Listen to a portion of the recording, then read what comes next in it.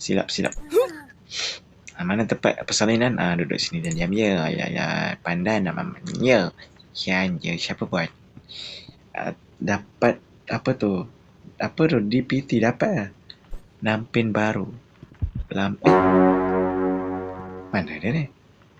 Tadi aku letak situ, Mat. Aduh, tu dia. Babyku, kenapa lari ni? Nah, tukarlah. Sini, jom. Tidurkan bayi. Tengok TV lah. Alah, comelnya. Senyum. Dia senyum lah, guys. Sini, duduk sini. Nak makan kan? Sorry. Duduk sini. Mana? Macam mana nak dudukkan kau ni? Tonton TV di sofa. Lagi. Tadi. Apa hal, sial? Itu hujan ke bayi punya pasal ni? Dah. Stop. Pup. Wah, betul tu meletup.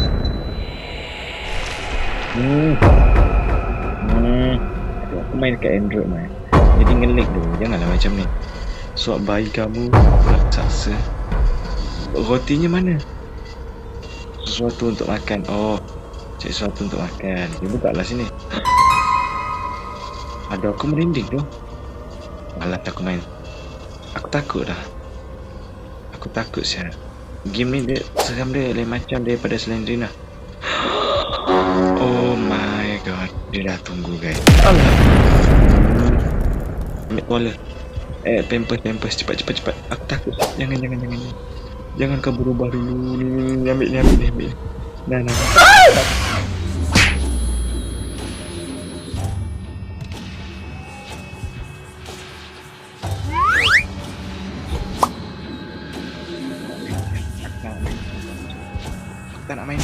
Tak nak main. Udah. Ya Allah. Aku tak ada jerit. Aku pecahkan kaca, selamatkan. Alamak, aku salah jalan. Ya Allah. Ya Tuhan, tolong aku. Buka. Stop tu. Aku tak nak main. Buka lah macam mana. Hey!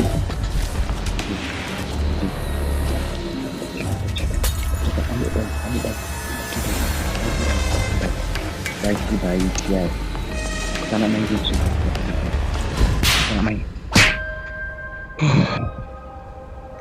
Bawa baik ke bilik. Aku tak boleh nak jerit sebab dah malam. Kalau siang aku boleh jerit puas mah. Jadi aku malam cukuplah, janganlah macam ni. Okey, aku baca guys, aku baca.